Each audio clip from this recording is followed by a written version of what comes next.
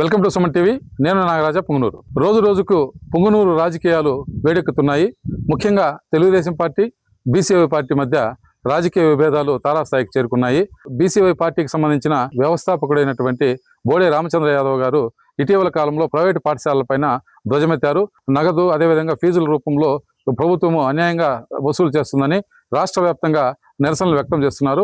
ఈ మేరకు BCY party నాయకులు లోపాయకర ఒప్పందం చేస్తున్నారని ఈ తెలుగుదేశం పార్టీ నాయకులు అనడం, తెలుగుదేశం పార్టీ వైసీపీ పార్టీకి సంబంధించిన ఒక ఆడియో ఒకటి లీక్ కావడం, ఈ ఉదంతం అంతా ఒకరి మీద ఒకరు వేసుకుని ఈ యొక్క బీసీవై పార్టీ నాయకులు రాజనాల బండకు వచ్చి సత్యప్రమాణాలు చేయాలంటూ తెలుగుదేశం పార్టీ నాయకుడు సవాల్ విసరడంతో స్వీకరించినటువంటి బీసీవై పార్టీ నాయకులు ఈ యొక్క రాజనాల బండకు వచ్చారు. మధ్యాహ్నం వరకు వేచి తెలుగుదేశం పార్టీ వారు రాకపోవడంతో రాజనాల బండ పైన విలేకరుల సమావేశం ఏర్పాటు చేశారు. బీసీవై పార్టీకి సంబంధించిన హరినాథ్ కావచ్చు, ప్రేమ్ కుమార్ కావచ్చు, రమేష్ కావచ్చు, వాళ్ళందరూ తెలిపారు. వారి మాటల్లోనే నిన్నపదండి. మీడియా సోదరులందరికీ కూడా అధిక మాస ఏకాదశి శుభాకాంక్షలు. ప్రతి ఒక్కరికి కూడా ఆ నరసింహస్వామి ఆశీస్సులను కోరుకుంటున్నాను.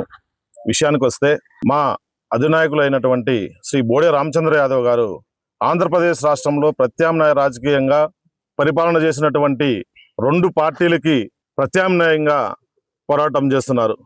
మనందరికీ ఆ పార్టీ వచ్చిందంటే వీళ్ళపైన బ్లేమ్ చేస్తున్నారు, ఈ పార్టీ వస్తే ఆ పార్టీ పైన బ్లేమ్ చేస్తున్నారు. ఎవిడెన్స్ తో రామచంద్ర యాదవ్ ప్రూవ్ చేస్తున్నారు. ఇవన్నీ కూడా ఈయనకు ప్రూవ్స్ వస్తున్నాయి, మనం ప్రూవ్ చేస్తున్నారు, మాకు ఈ ప్రత్యామ్నాయంగా ఎదుగుతున్నారు అని చెప్పేది అనేసి ఏమీ చేయలేక ఈరోజు ఆయన పైన టీడీపీ అధికారంలో ఉంటే వైఎస్ఆర్సీపీ తొత్తని, వైసీపీ అధికారంలో ఉంటే టీడీపీకి తొత్తని చెప్పేసి ఒక రకంగా వీళ్ళు దుష్ప్రచారం చేస్తున్నారు.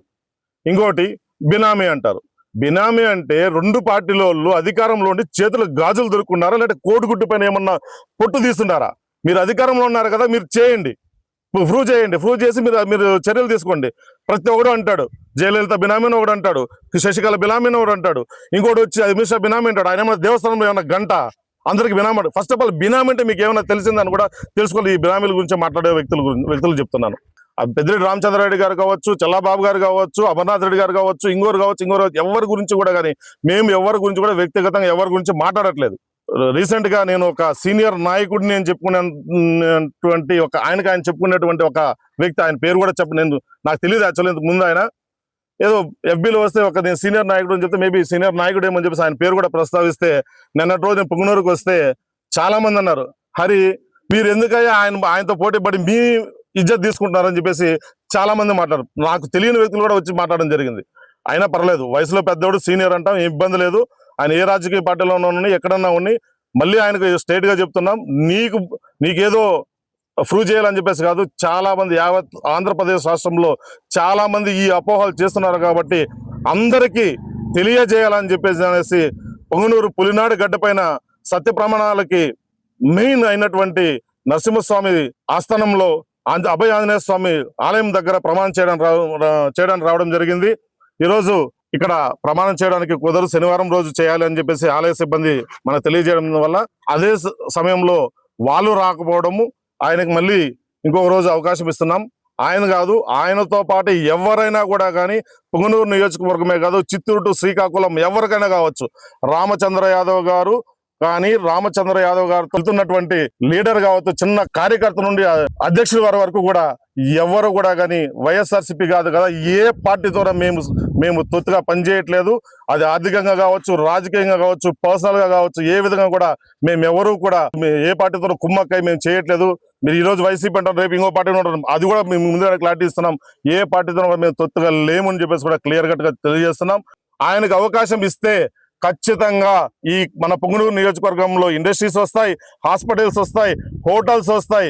ఎన్నో విధంగా మనం వేరే రాష్ట్రాలకు పోయి బతుకు తెరువు కోసం వేరే రాష్ట్రాలకు వెళ్ళి బతకాల్సిన అవసరం లేకుండా ఉంటుందని చెప్పేసి యావత్ ప్రజానికానికి శిరసా వహించి కోరుతున్నాను.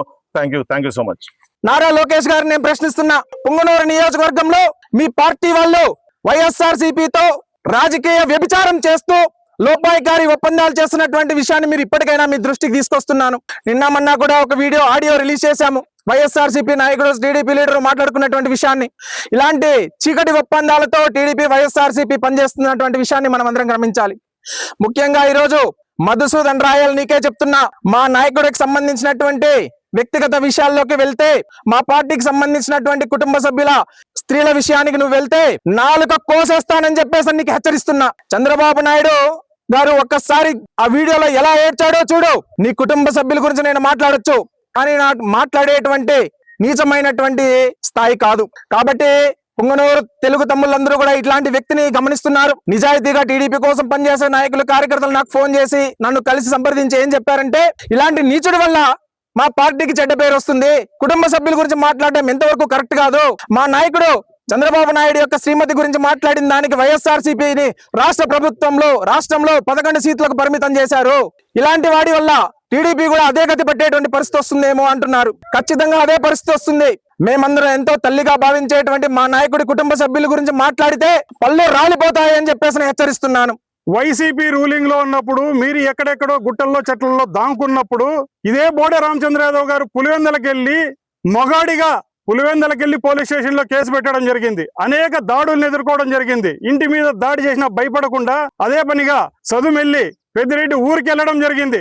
ఇలాంటి ధైర్యంగా ఎదుర్కొంటున్న టైంలో మీరు లోపాయకార ఒప్పందాలు ఉన్నాయని మీ ఇష్టం వచ్చినట్లు అంటే మీతో ప్రశ్నిస్తే లోపాయకార ఒప్పందాలు అంటారా? మీరు మీ దగ్గర సాక్ష్యాలు ఉంటే నిరూపించండి, మాట్లాడండి, రాజకీయంగా మాట్లాడండి. కానీ ఎవడైనా సరే గుర్తుపెట్టుకోండి, ఏ పార్టీ లీడర్ అయినా పర్లేదు, వ్యక్తిగతంగా కుటుంబ విషయాలుగా మాట్లాడితే అది వ్యక్తిగత కక్షలుగా మారితే అది ఎంతవరకు పోతుందో అంతవరకు పోతుంది.